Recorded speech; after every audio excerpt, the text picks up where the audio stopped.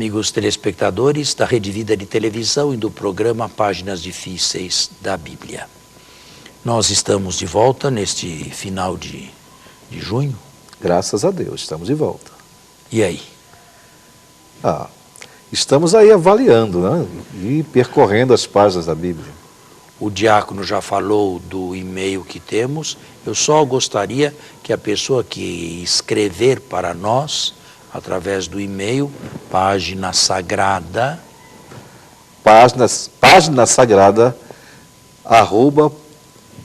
@hotmail.com.br. Quase eu esqueço. Gostaria que as pessoas colocassem a origem, a cidade de onde escreve, para nós sabermos mais ou menos que repercussão tem o programa no nosso Brasil, de leste a oeste e de norte a sul. Isso? Isso. Bem, eu terminei o programa da semana passada com uma pergunta. O sacerdócio se estratificou. Houve, dentre os sacerdotes sadocitas que podiam oficiar, havia o sumo sacerdote, Hakohem Hagadol. Isso já é possível que existisse essa figura antes do exílio, mas não assim, com tanta estratificação quanto depois. O sumo sacerdote, os sacerdotes sadocitas e de onde veio os levitas? Essa foi a pergunta que ficou na época de Josias, quando quando Samaria foi destruída, muitos judeus, lembra-se disso? Muitos israelitas pediram refúgio no reino do sul. E foram recebidos. Dentre esses exilados que pediram refúgio, havia sacerdotes que oficiavam lá, nos santuários do Reino do Norte. Esses foram recebidos também, mas diminuídos, rebaixados. Quer dizer, eles ficaram... Por essa época se criou a ideologia das 12 tribos e eles ficaram sendo chamados apenas levitas, descendentes de Levi, mas não mais adequados a certas celebrações litúrgicas e, sobretudo, sacrificais, restritas aos sacerdotes sadocitas. Eles entraram numa hierarquia mais abaixo. Entraram numa hierarquia, sim, mais abaixo. São confusas as origens dos levitas não sacerdotes. Mas provavelmente tudo se iniciou quando Ezequias recebeu sacerdotes não sadocitas, claro, não descendentes de Davi, do Reino do Norte, quando Samaria foi destruída em 722 a.C. E é possível que lá já se tenha feito, já naquela época de Ezequias ainda, início do século VII, uma certa distinção entre os que oficiavam e os que foram recebidos. Agora, essa estratificação clara se deu com Ezequiel e durante o exílio e a volta do exílio. E o que sobrou? O que sobrou foi uma província, Yehud, governada por sacerdotes. Uma nação teocrática, que tinha como fundamento o Pentateuco, que foi oficializado, pelo menos, a partir de Esdras, por volta de 400 a.C. Esta nação. Agora, quais eram os limites dessa nação? Isto aqui.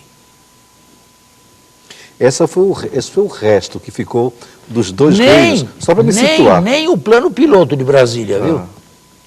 Nem o plano piloto de tamanho. A província de Yehud. O plano piloto é grande, não é? Não é pequeno, não. de uma asa para outra, de um extremo, do extremo da asa norte para o extremo da asa sul, vai uns bons quilômetros, não é? Perfeito. Olha, Yehud não tinha isso não. E situada nas montanhas da Judéia. E dependente da Pérsia. Dependente da Pérsia até que caiu o Império Persa. O Império Persa terminou seus dias. Eu já falei sobre isso aqui? Ou não falei ainda? Mas não nesse contexto. Já falou sobre o Império Persa, mas não nesse contexto aí de uma reconstrução ou de uma formação de um povo. O Império Persa caiu através de uma conquista, a primeira que veio do Ocidente, com Alexandre o Grande, da Macedônia, filho de Felipe da Macedônia, educado por Aristóteles. O Alexandre? O Grande. Este conquistou o reino persa, já com o último rei decadente, Dario III, em 333. Já estamos bem próximo da era cristã, né? 300. 333. Termina o Império Persa e termina a idade, para mim, a idade mais bonita da história de Israel. Porque praticamente toda a Bíblia foi escrita ou reescrita no Império Persa. Poucos livros, sim, houve textos que são devidos à época helenista, grego, que se iniciou em 323, com a morte de Alexandre. Mas poucos são esses textos. A maioria já conhecia a luz no Império Persa. Mas você se refere só ao Antigo Testamento? Claro, ao Antigo Testamento. Não tinha vindo Jesus ainda, não é? Certo? Claro. E aí começa uma nova era, a era chamada helenista. 10 anos foram os anos das conquistas de Alexandre, ele morreu moço, e após 323, uma parte do reino, a Síria e a Palestina, nas mãos de um dos seus generais, Diadocos, e o Egito nas mãos de outro general. Eles retalharam o império em 4. Dessas 4 partes nos interessam 2. A Síria e a Palestina e o Egito. A Palestina ficou entre esses 2 fogos, a Síria e o Egito. E uma terra disputada entre esses 2 povos aí. Até 198 antes de Cristo esteve com os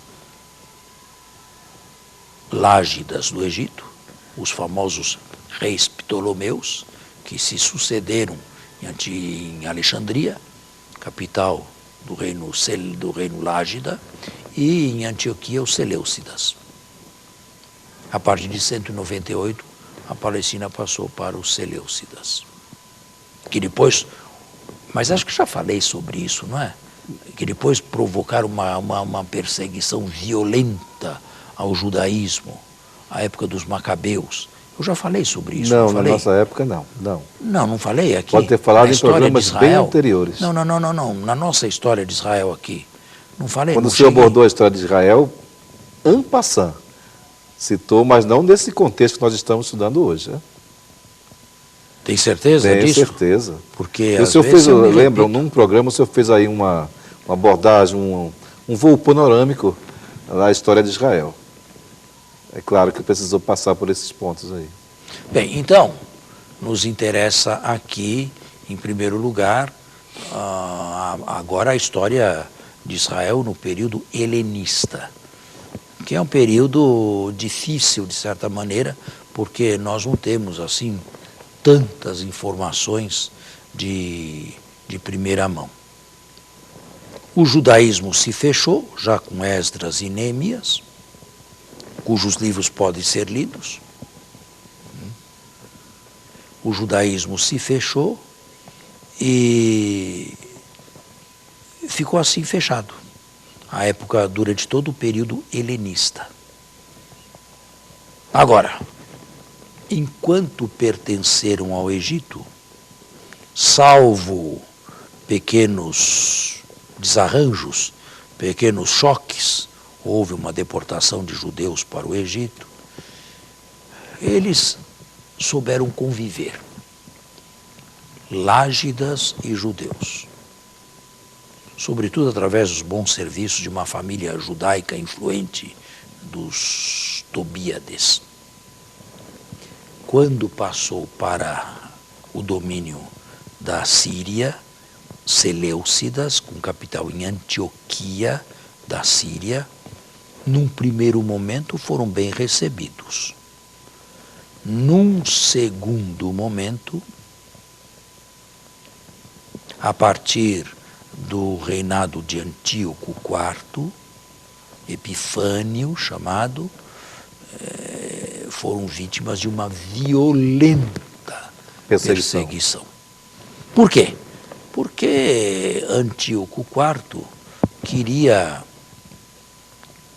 helenizar o seu reino a todo custo. E todos os povos se sujeitaram e foram helenizados. Isto é, absorver a cultura helênica, grega. As cidades construídas nos moldes gregos, a ágora, a praça pública, o ginásio para os esportes, os Jogos Olímpicos, no bojo, os deuses greco-romanos, tudo isso, a língua grega, tudo isso era helenismo. Vamos fazer um intervalo. Vamos e fazer, continuamos. Né?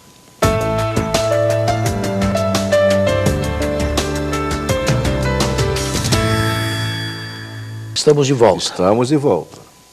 Tá Tudo isso era helenismo. Converter-se ao estilo de vida grego. Os gregos trouxeram um grande legado para a nossa civilização ocidental, né? Olha, nós podemos dizer que a nossa civilização ocidental tem duas pernas.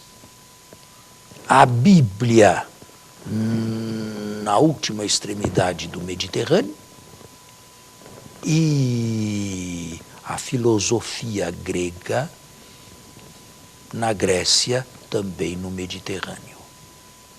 Esses dois livros, a filosofia e a Bíblia, formaram a civilização ocidental. E até os dias de hoje.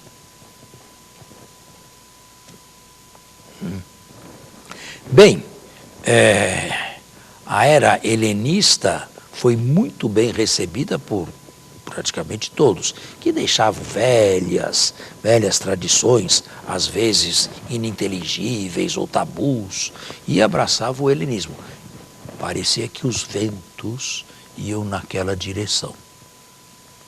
Então o que aconteceu então, pessoal? O que aconteceu é que os judeus não aceitaram, ou melhor, o rei conseguiu rachar o judaísmo em dois.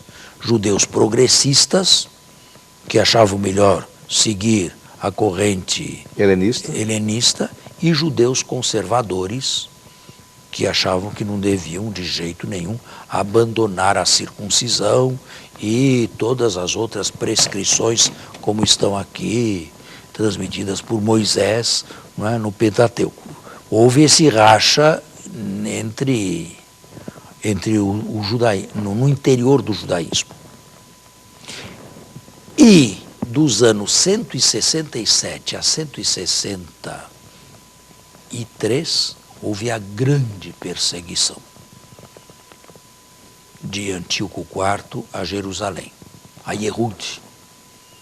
E uma violência inaudita, né?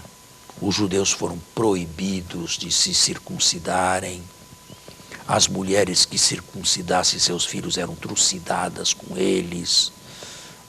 Quem fosse encontrado com um texto da lei de Moisés seria também sumariamente executado. Isto aqui foi tudo queimado.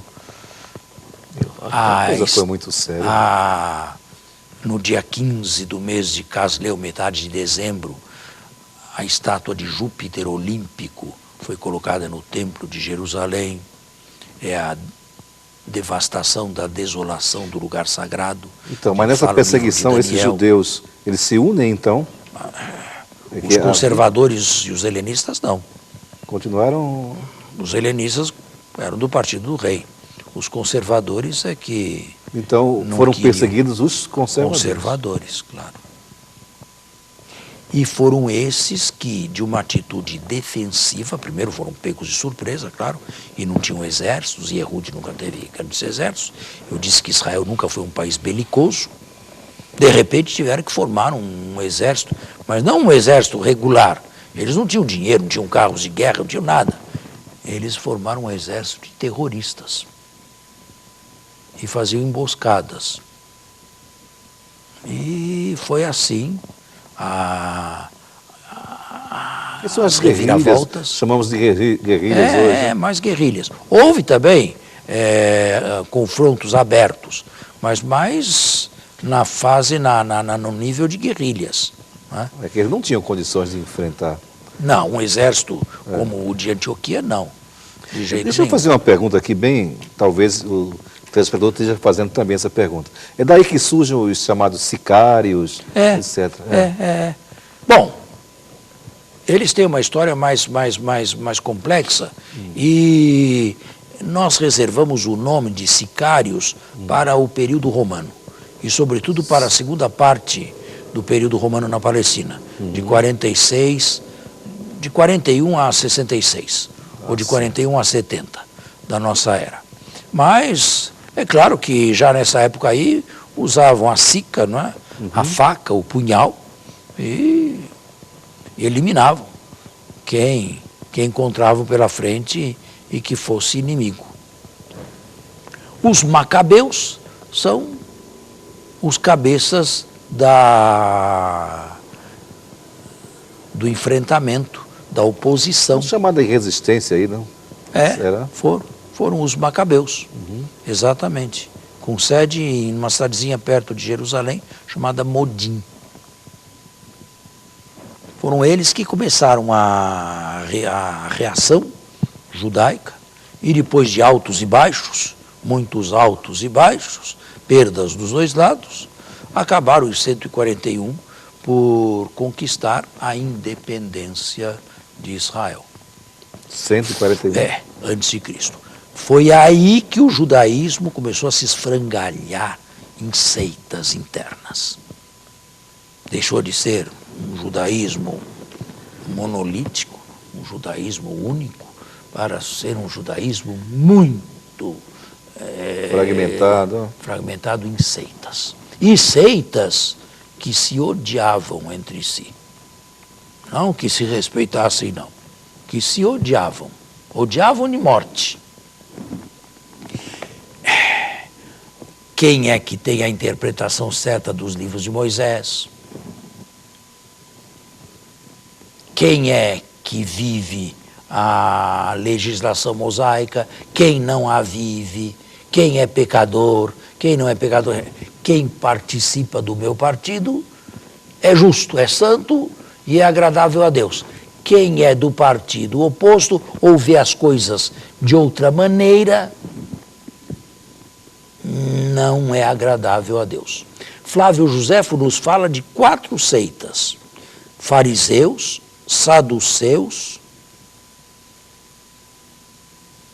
os essênios de Qumran, e os herodianos, se não me falha a memória. 4 hereses, seitas. Havia outras menores. Entre essas 4 aí. Mas não é que se amassem, não. De jeito nenhum. O judaísmo recebeu, ou melhor, viveu um período horrível, onde se matavam uns aos outros como, sabe, um verdadeiro açougue entre eles, um matadouro. Tanto é verdade que em 63, quando Pompeu, romano, entrou na Palestina, aquilo de certa maneira foi um alívio, porque os romanos trouxeram a paz. ou pelo menos um pouco de ordem nessas seitas aí que se digladiavam entre si. Os romanos puseram água na fervura. Num primeiro momento, eles ficaram com o governo, a partir de 63, com o governo militar, deixando o governo civil nas mãos dos nativos. Isto até que Herodes, que era um nativo, meio judeu, meio idumeu, um misto, assumisse o controle de toda a Palestina, ele era amigo de Júlio César, com o consentimento de Roma. E se tornou um rei muito vassalo e submisso a Roma. Mas com essa vassalagem toda, ele conseguiu reinar até a morte. Ele reinou de 37, de 63 a 37 houve um período de turbulência no governo civil da Palestina, nas mãos de sumos sacerdotes incapazes, ineptos. De 37 a 4 a.C., Herodes o Grande assumiu o controle total da Palestina como Rex Socius. E que quer dizer isso? Um rei amigo de Roma e devedor em tudo do imperador romano. Roma estava passando por uma transição forte da república para o império. O primeiro imperador foi bem na época de Otaviano, que recebeu o título de César Augusto. Em 31, quando ele recebeu esse título e se fechou o templo de Janus, o deus da guerra, se inicia a época da Pax Romana. 31. Portanto, de 333 a 31, nós temos o período helenista. A partir de 31, a paz romana. Até a destruição de Jerusalém no ano 70.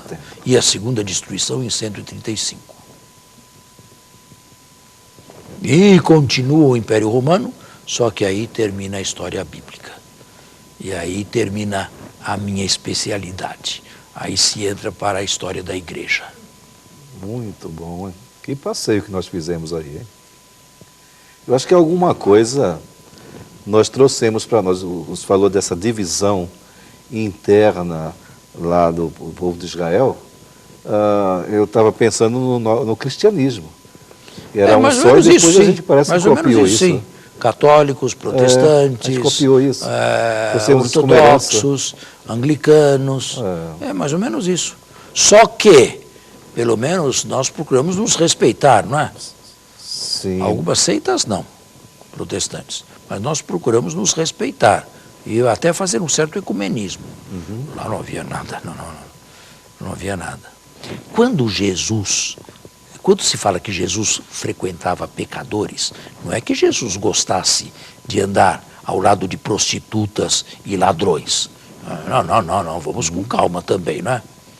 O que significa isso, amigo de prostituta? É que Jesus se recusava a tomar um partido, defender um partido contra o outro. E se estivesse no partido, seria contra o outro. São esses os pecadores de que fala o Novo Testamento. As mais das vezes, havia também pecadores chulos, pecadores comuns, mas as mais das vezes eram pessoas de outra agremiação, que eram taxadas de pecadores, porque não seguiam a nossa tradição. Não andava conosco. Não andavam conosco. Bem, o nosso tempo está mais uma vez esgotado. Muito obrigado pela sua presença, em primeiro lugar, e depois a do telespectador. Muito obrigado e até a semana que vem. Já estamos no final da história de Israel. Depois temos que examinar uma outra, ou escolher uma outra coisa para estudarmos aqui. Não é? A história foi dada. Muito bom. Até o próximo sábado, com a bênção e a graça de Deus.